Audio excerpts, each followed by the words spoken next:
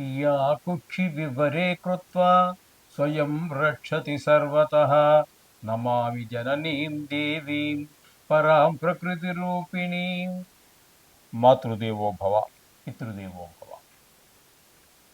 ఇప్పుడు మనము ఫిబ్రవరి నెల 16వ తారీఖు నుంచి 28వ తారీఖు వరకు 2026వ సంవత్సరం గోచార ఫలితాలు, పక్ష ఫలితాలు ఏ విధంగా ఉంటాయో సశాస్త్రీయమైన పద్ధతిలో తెలుసుకునేటట్టు ప్రయత్నించేద్దాం. మకర రాశి వారికి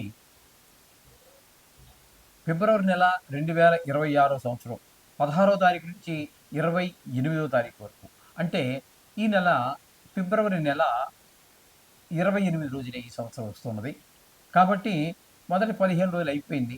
ఇంకా 28లో 15 తీసేస్తే 13 రోజుల ఫలితాలే మనం చెప్పుకోవడం అవుతుంది. అంతేగాని 15 రోజులకి 13 రోజులు చెప్పారని చెప్పి మీరేం కంగారు పడాల్సిన పని లేదు. ఇక్కడ ఈ మకర రాశి వారికి జన్మంలో కుజుడు ఒక 8 రోజులు సంచారం చేస్తూ ఉన్నారు. తదుపరి ద్వితీయ స్థానం అయినటువంటి కుంభంలో ప్రవేశించి ఒక 5 రోజులు. ఇక్కడ కుజుని యొక్క సంచారం తీసుకున్నట్టయితే జన్మంలో కానీ ద్వితీయంలో కానీ ఆర్థికమైనటువంటి ఇబ్బందులు, శరీరానికి సంబంధించినటువంటి ఇబ్బందులు, మన ఆలోచన విధానంలో మార్పులు, ఇట్లాంటివి ఈ మన ప్రవర్తనలో కొంచెం తేడా రావటం, ఇట్లాంటి దుష్పరిణామాలే ఉన్నాయి. కుజుడు పూర్తిగా ప్రతికూలుడే 13 రోజులు. అలాగే రవిని తీసుకుంటే ఇక్కడ మీకు చెప్పాలి ఏంటంటే ద్వితీయ స్థానంలో 5 గ్రహాల యొక్క సంచారం జరుగుతోంది. అందులో కుజుడు ఒక 5 రోజులు, రవి పూర్తిగా, శుక్రుడు పూర్తిగా, బుధుడు పూర్తిగా, రాహు పూర్తిగా, 4 గ్రహాలు కూడా పూర్తిగానే సంచారం చేస్తున్నాయి. రవి 2వ స్థానంలో యోగించజాలడు. అలాగే శుక్రుడు యోగిస్తారు, బుధుడు యోగిస్తారు, అలాగే రాహు యోగించజాలడు. అంటే ఇక్కడ మీకు బుధుడు, శుక్రుడు మంచి అనుకూలంగా ఉన్న కారణంగా, ద్వితీయ స్థానంలో ఉన్న కారణంగా ధనానికి లోటు లేకుండా చూస్తారు. మాటలో మంచితనం ఉట్టిపడేటట్టుగా మాట్లాడతారు, ఎదురువారు ఆహ్లాదంగా వినగలుగుతారు. ఈ విధమైన పరిస్థితి. నేత్ర సంబంధ వ్యాధులు ఉన్నట్టయితే కొంచెం తగ్గుముఖం పట్టేటువంటి అవకాశం ఉంటుంది. ఈ కుటుంబం కూడా ఆహ్లాదకరంగా ఉండేలాగా శుక్రుడు, బుధుడు ప్రయత్నిస్తూ ఉంటే రవి, రాహు ఇబ్బంది పెట్టేటటువంటి పరిస్థితి ఉంది. ఇక్కడ కుటుంబాన్ని, ధనానికి, వాక్కులు ఏ విషయాల్లో అంటే ఆ స్థాన ఫలితాలే మనం చెప్పుకోవాలి కాబట్టి ఏ గ్రహం ఉన్నా అక్కడ అదే ఫలితాలు ఇస్తూ ఉంటుంది. కాబట్టి ఇక్కడ మీకు బుధుడు, శుక్రుడు అనుకూలమైన ఫలితాలు ఉన్నాయి. రవి, కుజ, రాహులు 3 గ్రహాలు ప్రతికూలంగా ఉన్నాయి. ఇకపోతే 3వ స్థానంలో శని గ్రహ సంచారం. ఇది మంచి ఫలితాలు శని భగవానుడు ఇవ్వబోతూ ఉన్నారు వీరికి. ఇంట్లో అందరూ కూడా మీరు ఏ పని చేసినా మీకు వెనకాల వెన్నుదన్నుగా నిలబడతారు. ఆర్థికంగా కానివ్వండి, సామాజికంగా కానివ్వండి, మాట ఏ విధంగా చూసినప్పటికీ కూడా కొన్ని విషయాల్లో మనకి ముక్కు మొహం తెలియనటువంటి వాళ్ళు కూడా మనకి వెన్నుదన్నుగా నిలబడుతూ ఉంటారు. ఆ శని యొక్క సంచారం తృతీయ స్థానంలో ఉన్న కారణంగా. అంతేగాని మన ప్రతిభ అనుకోవాల్సిన పని లేదండి. ఆ విధంగా శని భగవానుడు మంచి ఫలితాలన్నీ ఇవ్వబోతున్నారు వీరికి. ఇకపోతే 6వ స్థానంలో గురువు, అంటే గురుబలం లేనట్టే లెక్క. ఇకపోతే అష్టమ స్థానంలో కేతు గ్రహం. ఇది కూడా అనుకూలమైన ఫలితములు ఇవ్వజాలదు. ఎవరో దూరపు వాళ్ళు, బంధువులో, లేకపోతే మిత్రులో ఇట్లాంటి వాళ్ళకి ఏదో అపాయం జరిగిందనో, లేకపోతే ప్రాణం పోయిందనో, లేకపోతే పెద్ద దుఃఖం కలగటం లాంటివి ఉంటూ ఉంటాయి. హఠాత్తుగా ధననష్టం వచ్చే అవకాశం ఉంటుంది. అపవాదులు పడేవాల్సినటువంటి ఉంటుంది. పరాభవం, అవమానాలు ఎదుర్కోవాల్సినటువంటి పరిస్థితి అంతా కూడా కేతుగ్రహ సంచారం, అష్టమ స్థాన సంచారం వల్ల కలుగుతూ ఉంటాయి. ఈ విధమైన ఫలితాలు అంటే మొత్తంగా మనం చెప్పుకోవాలి అన్నట్టయితే ఇక్కడ బుధుడు, శుక్రుడు 2 గ్రహాల యొక్క అనుకూలత, శని భగవాన్ యొక్క అనుకూలత, అంటే 3 గ్రహాలు అంటే యావరేజ్గా ఉంది. ఈ ఈ మకర రాశి వారికి యావరేజ్గా ఉందని మనం అనుకోవచ్చు. ఎక్కువ గ్రహాలు ప్రతికూలంగానే ఉన్నాయి. కంగారు పడద్దండి. ఇది 13 రోజులు అంతే కదా. అదే కాకుండా ఇది గోచార ఫలితం. మీ జీవితంలో దీని యొక్క ప్రభావం నిష్ణాతులైన వారు చెప్తే 10-15% మాత్రమే ఉంటుంది. దీనికి ఏం కంగారు పడాల్సిన పని లేదండి. అంచేత రోజు నిత్యము మనం చెప్పుకుంటున్నట్టుగానే ఆ నవగ్రహాల యొక్క శ్లోకాలు చదువుకోండి. లేదు శివాలయానికి వెళ్ళండి, అక్కడ నవగ్రహాలు ఉంటాయి, 9 ప్రదర్శన చేయండి. లేదు శివుని గుడి ఏదైనా ఉందనుకోండి, ఒక బెల్లపత్రం పెట్టినెత్తిన ఒక చెంబు నీళ్లు, ఏమీ ఖర్చు లేదు. భక్తే. మీరు ఖర్చు పెట్టవలసింది భక్తి. డబ్బులు ఖర్చు అని కాదు. ఖర్చు అంటే కేవలం డబ్బు అనుకుంటున్నారు, కాదు. అది ఖర్చు అయిపోయినా పర్లేదు, అది రాకపోయినా పర్వాలేదు. ఈ భక్తిని మాత్రం వదలకండి. భక్తితో ఒక చెంబు నీళ్లు, హరహర మహాదేవ శంభు అంటూ ఒక చెంబు నీళ్లు పోయిన ఒక బిలపత్రం పెట్టండి. మీ సమస్త దురితాలు, మీ కష్టాలు అన్ని దూరం అయిపోతాయి. నాది హావి అంతం మహిమాన్వితమైనటువంటిది మనకి శివుడు అభిషేకం. దానికి ఏదో నమ్మకమే రావాలి, చమకమే రావాలి, సంస్కృత శ్లోకాలే రావాలి అనుకోవద్దండి. మీకు వచ్చిన భాషలో.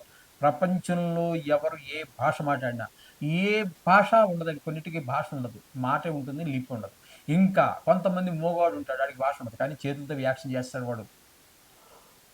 వాడి భాషలో వాడు చెప్పనివ్వండి. అసలు భాష, మాట ఎక్కడి నుంచొచ్చాయి? ఆ శివుడి యొక్క ఢమరక నుంచే. వాటిని అక్కడి నుంచే వచ్చాయండి ఇవన్నీ కూడా. మహేశ్వర సూత్రాలని ఉన్నాయి. వాటిలోంచి వచ్చింది శబ్దం. దాంట్లోంచే భాషలొచ్చాయి. కాబట్టి అది మీరు భక్తిని సమర్పిస్తే చాలండి. ఈ మీరు చెప్పే పత్రం, పుష్పం, ఫలంతో వద్దని కాదు. వాటికంటే ప్రముఖంగా, అన్నిటికంటే ప్రముఖంగా ఉండవలసింది మనసులో ఆయన ఎడల భక్తి ప్రపత్తులు. ఆ దేవుడే కాదండి. ఏ దేవుడికైనా కావాల్సింది అదే. మీ దగ్గర నుంచి ఆశించేది భగవంతుడు. మన దగ్గర నుంచి అదే. మనం ఇచ్చే ప్రసాదమో, మనం ఇచ్చే డబ్బులో ఇవి కాదు. మనం ఇచ్చే పూలో కూడా కాదు.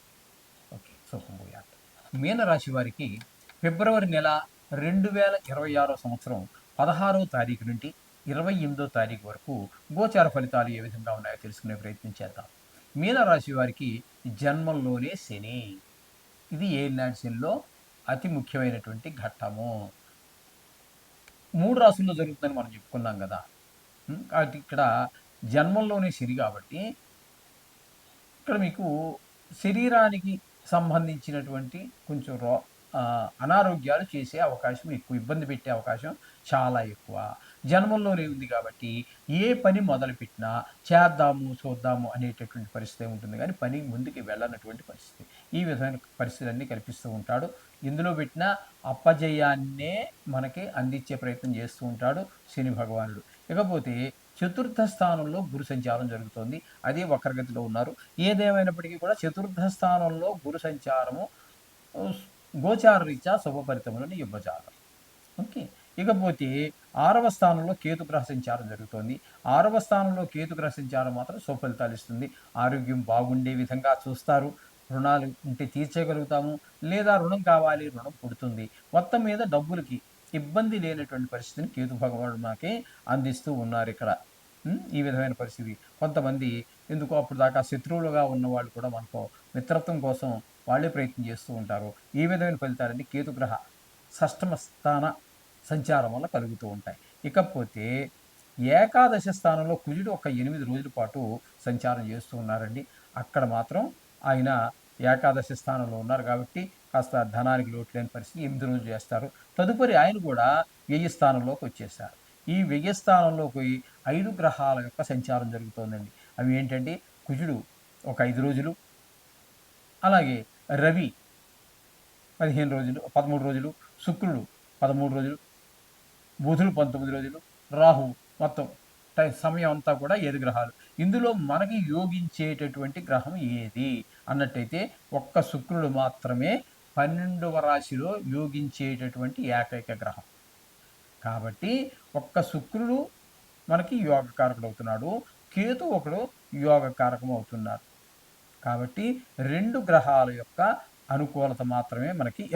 కుజుడు కూడా ఒక 8 రోజులు ఏకాదశి స్థానంలో అంటే 2 గ్రహాలు పూర్తిగాను, కుజుడు పాక్షికంగాను అంటే 2.5 గ్రహాలు మాత్రమే మనకు అనుకూలమైనటువంటి ఫలితాన్ని ఇస్తూ ఉన్నాయి. కాబట్టి మనము ఖచ్చితంగా నవగ్రహాల యొక్క శ్లోకాలు రోజు చదువుకోవటము, వీలుంటే కాస్త గుడికి వెళ్ళి నవగ్రహాలు ఉన్నట్టయితే ప్రదర్శన చేయటం ఇది చాలా ముఖ్యంగా గమనించుకోండి. భక్తిపూర్వకంగా చెయ్యండి. చేసిన 5 నిమిషాలు చేస్తారో 2 నిమిషాలు చేస్తారో మనసు దేవుడి మీద పెట్టి భక్తితో చేయండి. భక్తి లేకపోతే వృధా. పువ్వులు దండగ, ఫలాలు దండగ, సమయం వృధా. మనకి ప్రతి పూజలో కూడా లాస్ట్లో మనకి చెప్పిస్తారు అయ్యగారు. మంత్రహీనం, క్రియాహీనం, భక్తిహీనం. మంత్రంహీనమైన పంప ములిగేది లేదు.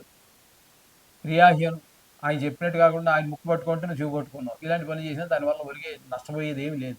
భక్తిహీనం అంటే మొత్తం దండగా. నువ్వు ఖర్చు పెట్టిన అరటిపండు, కొబ్బరికాయ, హారతకర్పూరం, అగరబత్తులు అన్నీ సమయం అన్నీ దండగే. నువ్వు ఆ పూజ చేయడం వల్ల ఏంటంటే పంతులు గారికి ఏవో నువ్వు ఇస్తావు చూడు దక్షిణ, అది ఒకటే ఆయనకి లాభం అంతే. భగవంతుడికి కానీ నీకు కానీ ఏమీ అక్కడ ఒరిగేది ఏమి ఉండదండి. చేత భక్తి అనేది చాలా చాలా చాలా ముఖ్యమైనటువంటి విషయం. గమనించుకోగలరు. శుభం భూయాత్.